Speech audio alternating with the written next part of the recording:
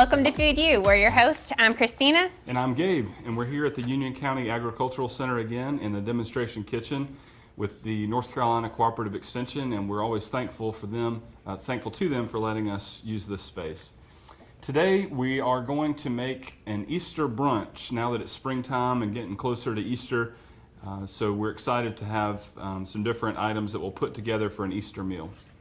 And one of those things is a frittata, and I'm not completely sure what that is, Christina. It's an Italian egg dish. It's almost like a giant omelet that you make in a pan. So you cook vegetables, like the filling that you would normally put in an omelet, and you cook those in the pan, and then you add an egg mixture to it and put cheese on top and finish it in the oven. That sounds like a quiche without a crust. Exactly. It's exactly what it reminds me of. Very good. We'll also be making a pretty simple fruit salad. One of the ingredients will be a mango, which I found down the road in the grocery store in Wingate. And the third thing we're making today are lemon blueberry muffins. And I have this little recipe journal that I've been keeping for the last 5 years. And one of the first recipes I got for it was my grandmother's lemon blueberry muffins. So we're going to make those today. Very good. Sounds good. And remember, throughout the episode and after the episode goes off, you can always find us on YouTube and Facebook if you want to find out more about the food that we're making. That's right. All right, so you want to get started with blueberry muffins first since they take a little bit longer? Yep, let's get them going in the oven. Cool. I tell you what, first, if you want to combine, we have 1 cup of blueberries, 1 teaspoon of lemon zest, and 2 tablespoons of sugar. And if you want to mix that up together in here and let that get going. Okay. And I'm going to check our recipe here. And in this large bowl, we're going to combine our dry ingredients. So we have 1.5 cups of flour. Get all of that in there. And we have 1/2 cup of sugar. And a teaspoon of salt.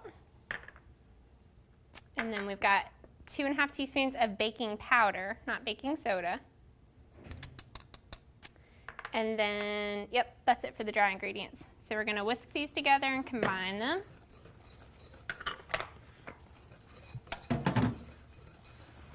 That looks good. Thank you. You're welcome. All right, now that our dry ingredients are combined, we're going to make a little well in the center for our wet ingredients to go into.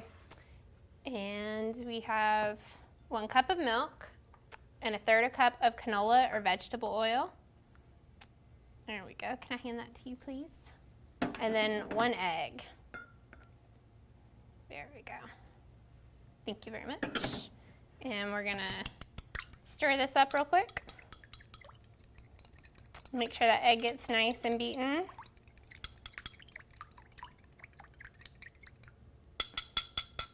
Here we go. Can I put that? And then we're going to pour this right into our well that we made in the center of our dry ingredients.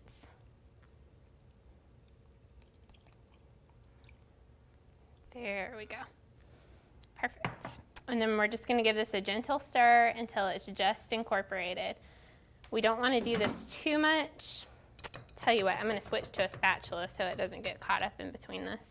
I guess that means you want me to grab that. I think there's one right there. Yeah. Thank you. We're just going to stir this until the wet ingredients are incorporated with the dry. You don't want to overstir it because it can get tough. And we want to keep our muffins nice and fluffy.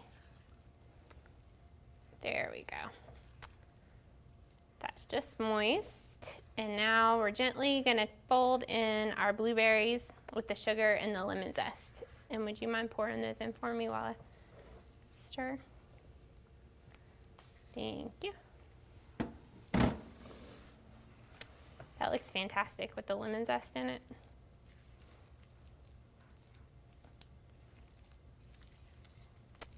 There we go. That looks just right. I think they're ready for the pan now. Okay. I'm going to go grab the muffin pan, not to be confused with the muffin man. Okay. And the muffin liners. Okay.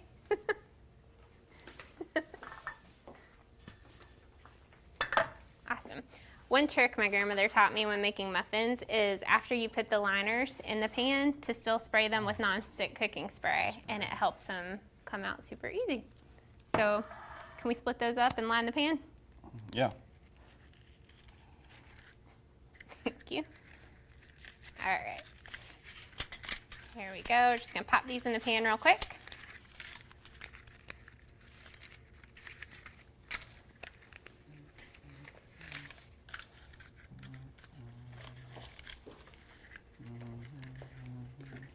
And another good trick when you're making muffins or cupcakes is to get one of these cookie scoops. It helps you fill up the pans evenly, the little mini pans. So after we spray this, we're gonna use this to scoop up our batter.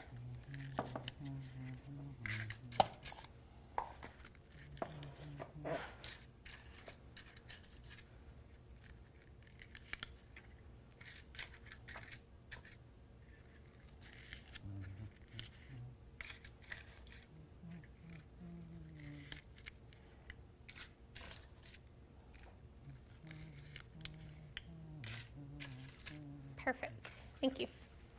All right, so we're gonna give this a quick spray. I like to go back and forth to make sure I get both sides of the pan. And we're I'll put this back over here. Thank you.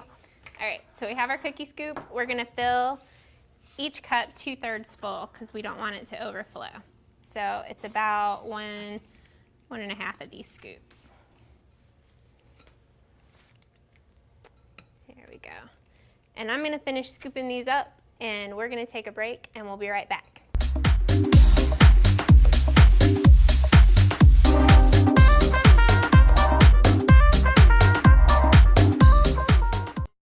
Your extraordinary future begins at Wingate University with more than 35 undergraduate majors and graduate and professional programs in the health sciences, business, and education. Wingate University's enrollment has mushroomed and construction has skyrocketed in the past 2 decades. And Wingate is the 6th best value in the South, according to U.S. News and World Report. Most importantly, Wingate graduates get jobs. They're working all over the Carolinas and the U.S. Major in a great life at Wingate University. Welcome back to Food You. We finished putting the muffin batter into the pan and we're gonna pop these in a 400-degree oven for 25 minutes. And one thing I like to do when I'm baking muffins or cupcakes, if it's one pan that I'm doing, I put them in sideways like this.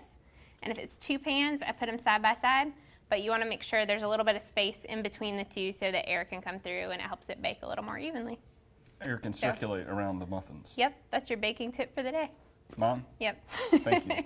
So I'm gonna put these in the 400-degree oven And then I'm gonna grab some vegetables, chop up for our frittata. Yes. All right. So I'm gonna get some asparagus, which we've already washed. Excuse me.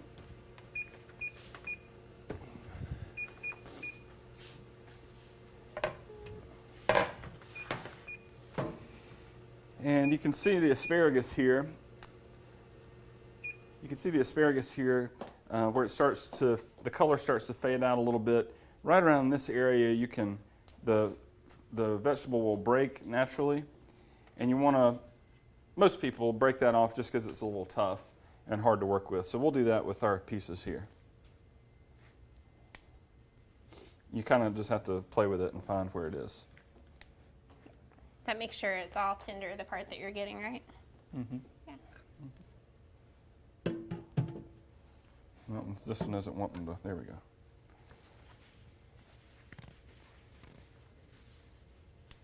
We're going to saute this asparagus, and it's going to go eventually into our frittata.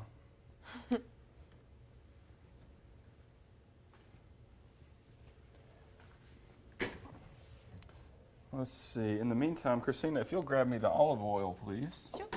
You know what? Today I didn't bring olive oil. I brought grapeseed oil. Have you ever used that? Oh, no. It's supposed to be a new, healthier alternative to olive oil. So it's my latest kick. You can use it in baking like you would canola oil or vegetable oil, or you can use it in the saute pan like you do sure olive about oil. this? My grandma said it's good. It's got to be good, right? Okay. All right. I'm going to get this burner going on medium-high. Thank you. And I'll move over here. Okay. And we're doing 1 tablespoon of olive oil or grapeseed oil and 1 tablespoon of butter. So in the last episode, I think you mentioned something about combining butter and oil to keep it from burning. Yeah, I just mentioned that when you saute, if you want to use equal parts butter and oil, then the butter won't burn. Oh, quickly. That's great. Yeah. Because burnt butter, yeah, that's not a Good taste. It's really bitter. Ain't nobody got time for that. What I'm going to do is just cut the asparagus in half, just so it's not all crazy in the pan. And put those bad boys in there. Sounds good. What? Sounds good. And I'm going to get our egg mixture ready to go. Let's see. We are cooking with gas, as they say, literally.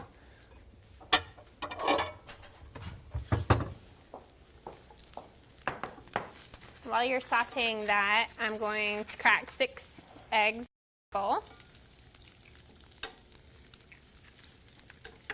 And one thing about cracking eggs, when I was younger and my mom was teaching me how to cook, I was always taught to crack them on the side of the bowl or the countertop.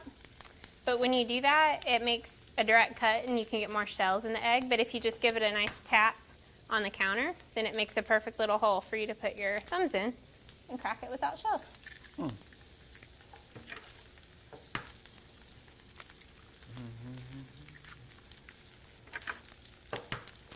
Now, what's about to happen? Those are going to cook for about 2 to 3 minutes until We're they're getting nice close. and tender. Yep. And then we're going to mix these 6 eggs with a couple tablespoons of whipped cream or whipping cream, Okay. Are we going to beat those And- eggs? salt and pepper. Are we going to beat those eggs? Yes. Okay. Like an omelet. Exactly.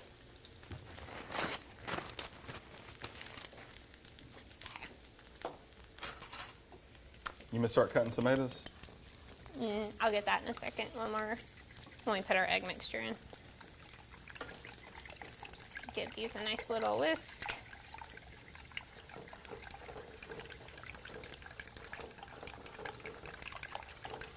I like to turn my bowl a little bit when I'm You're whipping moving- them to keep it moving. You're moving your wrist real quick. There we go. I think these are, I'm satisfied with these now. Okay. You want to set those first to the side for a second while I finish this? Yeah, just have. And then we're going to do 2 tablespoons of whipping cream. And I get it. I need some scissors, please. Okay, stop. Thank you very much. All right, so 2 tablespoons of whipping cream. 1, 2, there we go. And you want to give that a stir for me, please?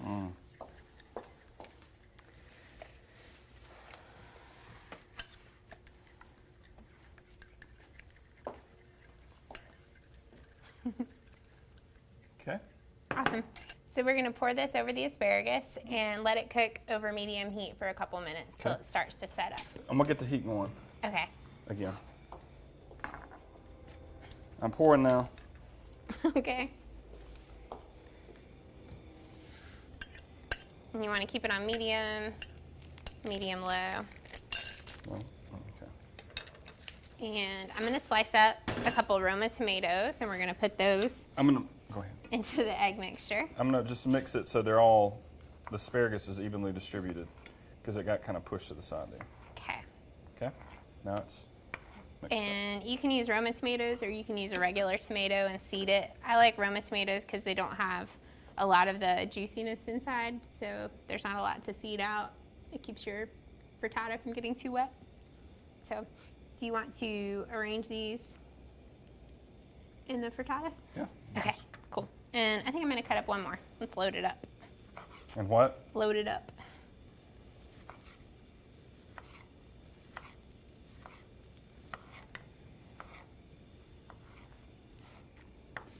There we go. And we're also going to use 4 ounces of Fontina cheese. If you don't have that on hand, you can also use Havarti or white cheddar or any kind of white cheese that you like. Preferably one that's already a little bit soft so that it melts easily and is creamy. And we're just gonna cut this into little cubes that we're gonna sprinkle over the top. And then after this begins to set up a little bit, we're gonna pop it under the broiler and let the cheese melt.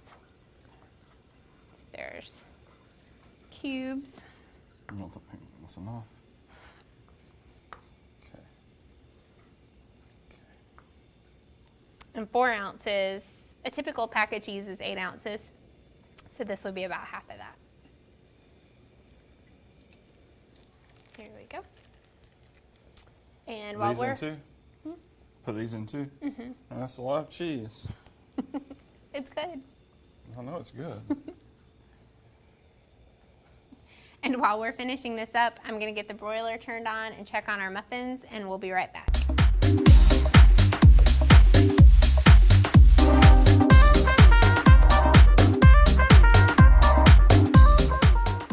Planning your next step in life? Come complete your education in a dynamic, caring environment at Wingate University. Enrollment and construction have skyrocketed in the past 2 decades as students pursue challenging and rewarding degrees in fields like the health sciences, business, and education. U.S. News & World Report has named Wingate University the 6th best value in the South. Visit one of our 3 great campuses, Wingate, North Carolina, Hendersonville, or Charlotte, or check us out at wingate.edu. Major in a great life at Wingate University.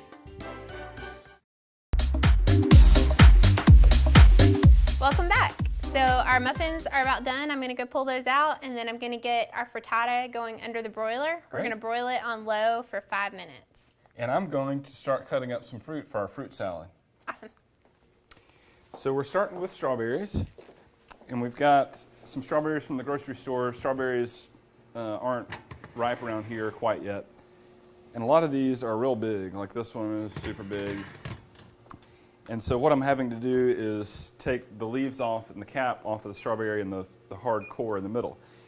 So I have 3 devices here that can be used to decap strawberries. 2 are specifically designed to decap strawberries, and 1 has been modified to decap strawberries. So the first 2 are basically designed to dig in just barely into the strawberry around the cap and pull it out like that. So that's what these 2 are for, and they work okay. This one I think I like better with the curved pinchers. Then we have this object, which you may be familiar with. It's a drinking straw that's been cut. And if you take a regular size strawberry, it works better on regular size ones, put it on the bottom and push it up through the top, and it pushes off the cap, just like that. You may have to clean up the little leaves there, but what you have is a perfectly decapped strawberry. And that's why they call this fruit a strawberry. All right, so I'm going to keep chopping up these strawberries, and we're also going to put some mango and blueberries into our fruit salad. Yes. Christina, will you start getting some of those fruits together? I sure will. Let's see.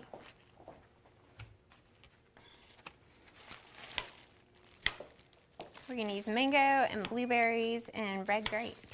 Oh, and red grapes too, yep. And you can cut up your fruit however small you want to. I'm just doing little, bite-sized pieces here.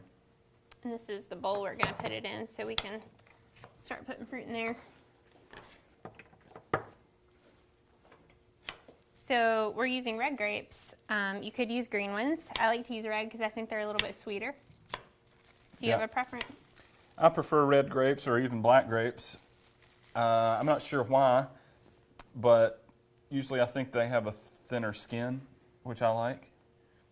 And yeah, other than that, it's just personal preference. Yeah, they're not as sour to me.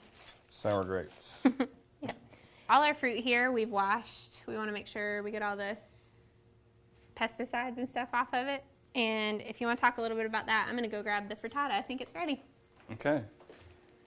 Yeah, whether the fruit looks clean or not, it's always good to wash it, whether you get it at a grocery store or a farmer's market or pick it fresh from the field, because you don't know what might have been on it, and it's just good practice to wash it. Check that out. That looks like pizza. It smells so good. Awesome.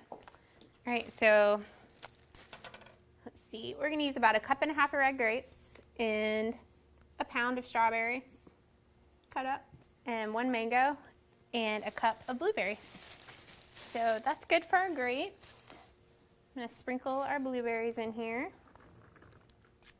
There we go. And give our mango a cut.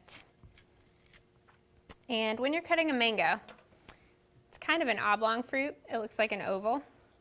And there's a seed that goes right down the middle this way. And what you want to do is cut on either side of the seed, and then you can cut around it. So the trick is putting the knife in and kind of feeling where that seed is and cutting right around it.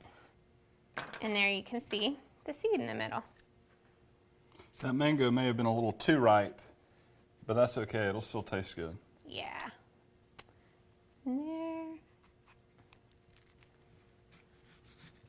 there we go. That seed's a little bit thicker than some are. So you can cut on either side of it. I may have picked a bad mango there, but we can still eat it. How can you tell if a mango is ripe when you're getting one at the grocery store? The outside gives a little bit, kind of like a ripe pear or a ripe peach would, or even an avocado. You don't want it to be super mushy because it'll probably be rotten inside, but as long as it gives a little bit, then it's soft. If it's hard, it's raw, and, well, not raw, but not ripe, and you don't want to eat it. So an easy way to cut a mango is to score it. So you want to cut right into it all the way to the flesh. There we go. And then cut it again so that it looks like cubes. And then, if you were going to eat it as a snack, you could turn it right inside out and you could eat it straight out of the shell. Or you can cut it into these strips and then just take the peel right off the back and the chunks fall into your bowl. Pretty cool, huh?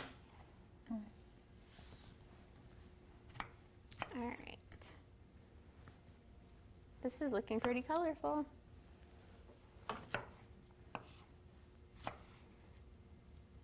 We are going to finish this fruit salad up and plate our frittata, and we're going to take a quick break, and we'll be right back.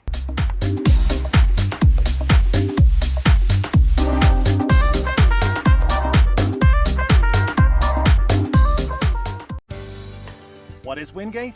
A thriving university nestled in a quiet community near Charlotte. Named 6th best value in the South by U.S. News & World Report.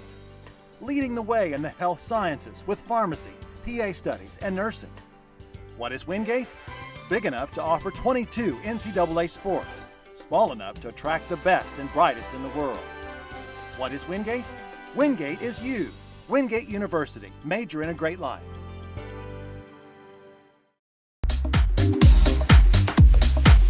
Welcome back. So we finished our fruit salad. And just a reminder, you can find all of these recipes either on our Facebook page under Wingate Food U or on YouTube. You can check us out. And that's under Wingate University's channel. A couple things about the fruit salad. These fruits that we picked are just ones that we like, but you can put anything you want to in your fruit salad. Again, we put strawberries, red grapes, blueberries, and mango, but you can put peaches, you can put pears, you can put whatever you want. A couple more things with the fruit salad. Some people may put sugar on the fruit to let it sit and get sweeter and then incorporate it into the salad. What we're going to do is to splash a little orange juice on the fruit salad and mix it up to give it a little sweetness. So I'm just going to go right here. I'm going to eyeball it, but just a little around here like that. And I'll mix that up. And then when I'm finished doing that, let me do that first. Just mix that up again, toss it around, toss fruit salad. And then what I'm going to do is take a few, this is fresh mint, take a few mint leaves here because it smells really good and goes well with the fruit. And I'll just kind of put it in there, and when you start to eat it, you can get a little taste of the mint with your fruit salad. That looks beautiful.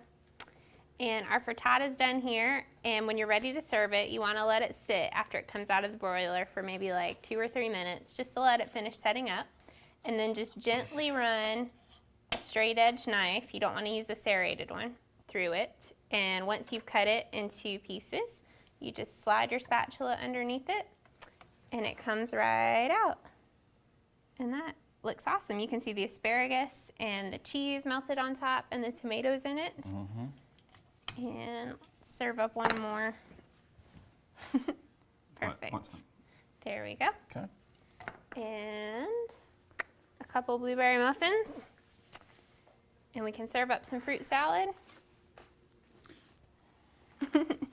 No, you do that. Okay. We have a juicer here, so you could fresh squeeze some orange juice, but we're just going to use this because it's handy today for our Easter brunch. In your Easter bonnet, with all the frills upon it. That's one of my favorite movies. What movie? The Easter Parade with Judy Garland. I just know that song from watching the Lawrence Welk show with my parents. I think we all grew up on that, didn't we? I don't know. So I'm going to finish serving this up. Thank you. And once again, we want to thank the Union County Agricultural Center and specifically the North Carolina Cooperative Extension for letting us use their demonstration kitchen. Yes. And so we have our Easter brunch, we have our frittata, our fresh fruit salad, our blueberry-lemon muffins. And once again, you can find these recipes on Facebook under Wingate Food U, or watch us on YouTube under Wingate University's channel, and we'll see you next time here on Food U. Happy Easter.